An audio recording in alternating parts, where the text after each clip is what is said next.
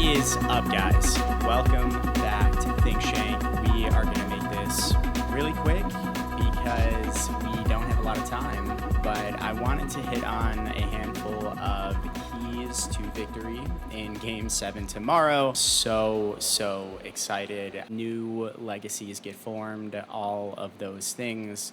It's just going to be total cinema. So number one with the Pacers obviously is taking care of the ball and having force with the ball. The added layer to just not giving Oklahoma City more possessions actually starves their offense, as we have seen. If they are unable to convert these turnovers into easier baskets in transition, just going to be harder for them to generate more offense in the half court. Puts even more pressure on those peripheral guys, Alex Caruso, Lou Dort, Aaron Wiggins. Loosen up the defense by making outside shots or delivering threes in the event that they do find themselves in a hole. Post feeds are probably going to get picked off thanks to the soft whistle in Game 7. Those hit-aheads, all of that.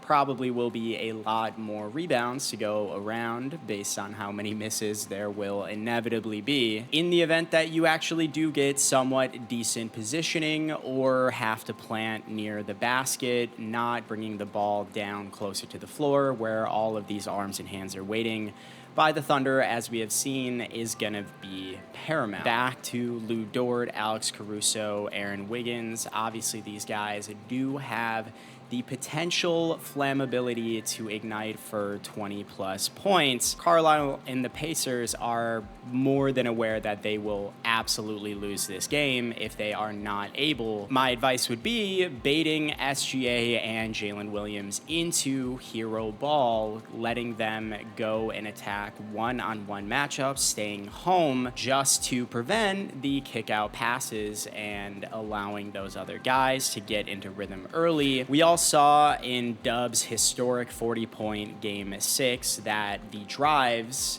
early on in the game really ignited him.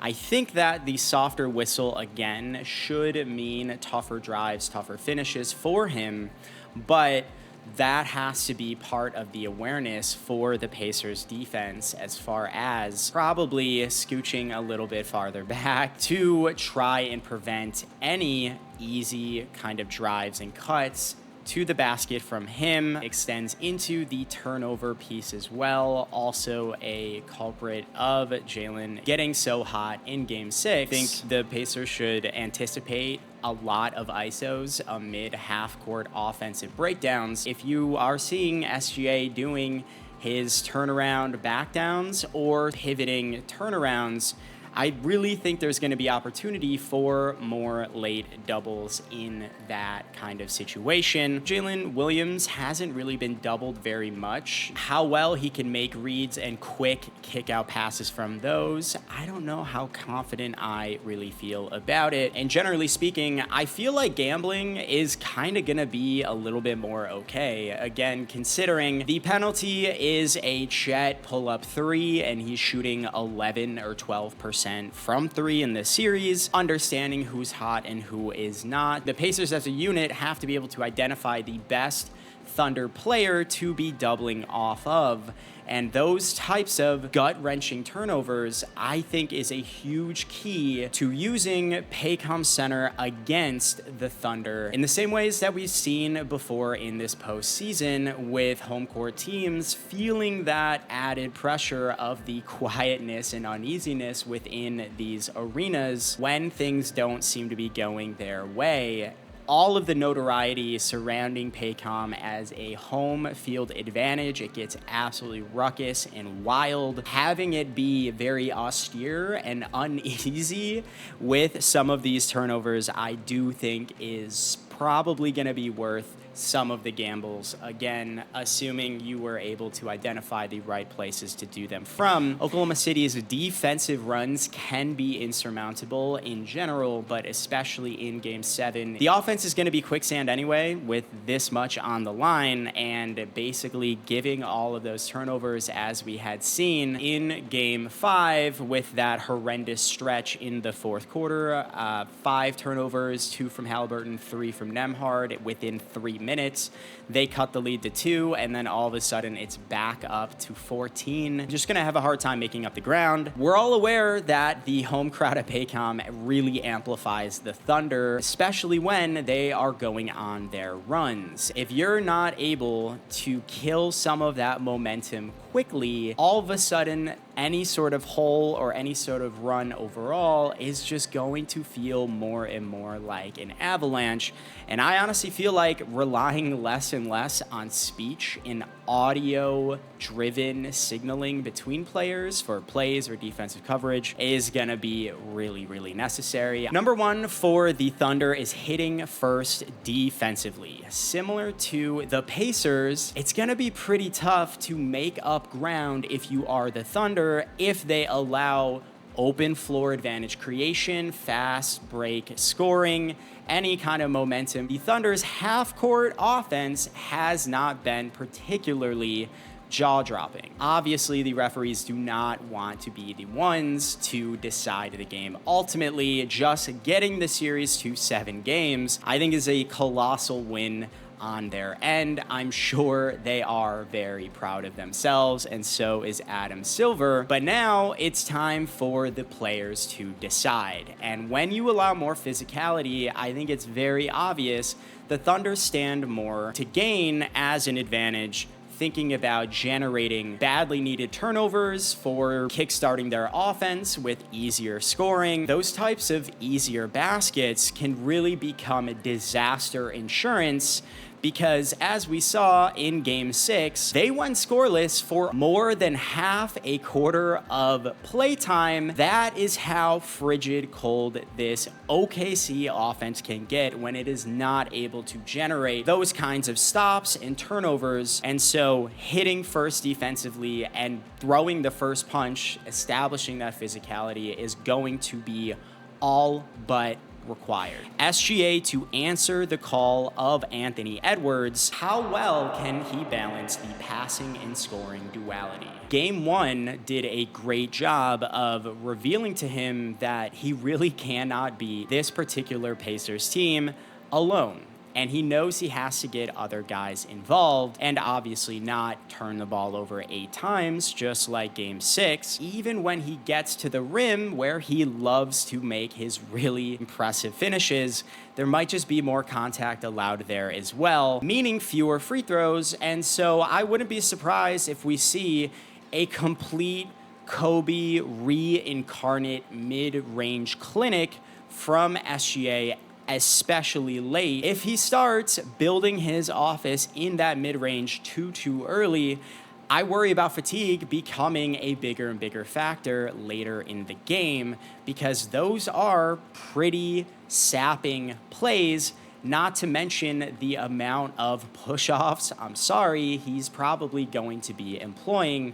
Sure, it's going to help his shot quality, but again, I worry about their offense stalling, and again, the compounding energy drain on him for the clutch time moments by having to make all of those tough middies or enduring probably more physicality at the rim. Very simple question. Do you trust Shai Gilgeous-Alexander enough to engage the others, and how should you get them involved if you don't? If the Pacers allow SGA to attack one-on-one and they stay home on the peripheral guys, are you actually going to be excited even if SGA is hitting at a pretty good clip, let's say halfway through the first quarter, for energy reasons, and then and for just longitudinal, comprehensive scoring potency reasons when it gets into clutch time. What you don't want to happen is all of a sudden needing to lean on a Lu Dort contested three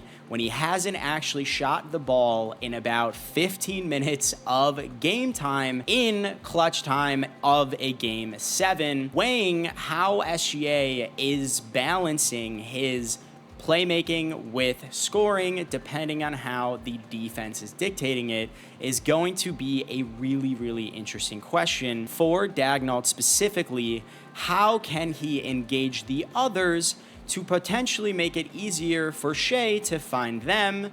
What kind of X's and O's can be injected into the game in key moments? And of course, how the hell is Chet Holmgren going to look offensively in this game 7 after such an underwhelming finals so far? I think the biggest determining factors of the winner for game 7 is going to be, of course, the whistle and the allowable physicality. More turnovers generated through more physicality that's allowed for the Thunder. Most likely the ceiling setter for OKC's offense, and they are really going to be pushing for it because come clutch time, if it is indeed a clutch game, I, much like probably most of the OKC Thunder themselves, just have more trust in the Pacers' offensive execution down the stretch. Those fast break points off of turnovers, are really just insurance to hopefully give them an edge going into those moments. The fatigue for particularly Shai Gilgeous and Tyrese Halliburton still battling the calf strain. How well are they going to be able to hold up?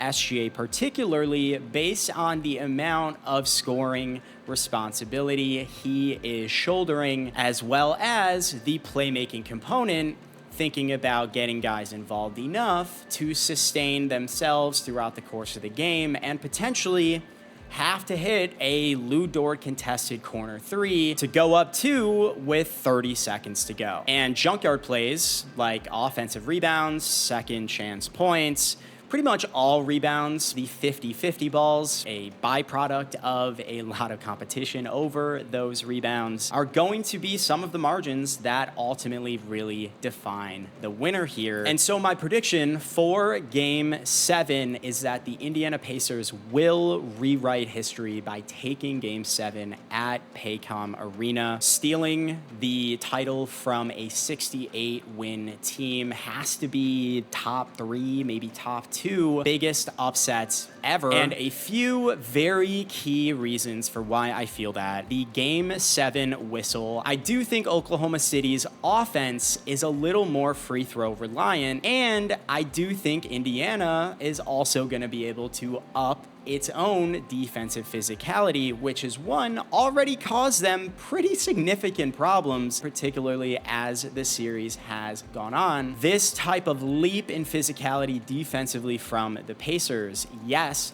the Pacers really amped it up in game 6, facing elimination, seeing what it can really get to in a game 7, almost should strike some fear. That game 6 disaster is definitely going to be in the back of their minds and the fans in Paycom Arena's minds, which I think can be more of a pressure galvanizer on the Thunder, because you're going to lose game 7 in front of your home fans. I think it's only happened 5 times out of like 15 game 7s historically or something. That's pressure in and of itself. And game 6 revealed a new low or a new floor for how poorly the Thunder can play against a rabid and aggressive opponent. I'm just saying that kind of precedent is going to be in the back of everyone's mind. Oh man, another SGA turnover trying to split 2 defenders.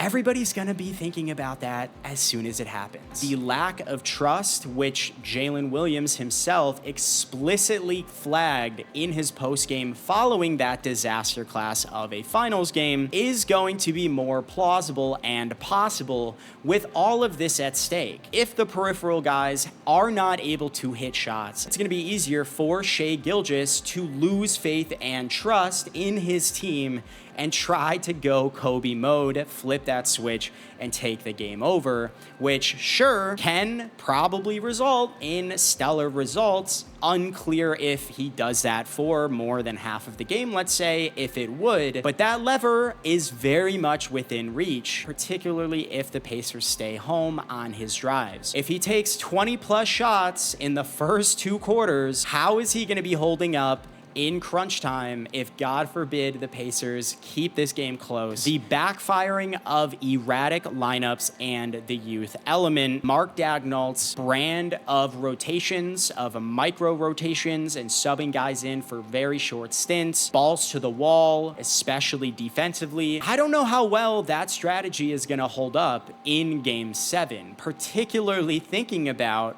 the offensive question marks for those guys who would only be coming in for that short of a stint. Indiana has an offensive identity that guys can come in for very short stints, still score or make plays, and not be so much of a question mark, particularly from a rhythm perspective, as some of these guys on Oklahoma City, your Aaron Wiggins, even Hardenstein. We'll see if the Thunder find themselves in a hole or big enough of a hole entering the fourth quarter. I could literally see Daigneault completely reversing the ship, playing probably the starters with Caruso in for Hardenstein the entire fourth quarter, which is ultimately what a lot of people swear to in thinking about building these rotations up to and inside of the playoffs. All right, guys, thank you so much for watching, and until next time.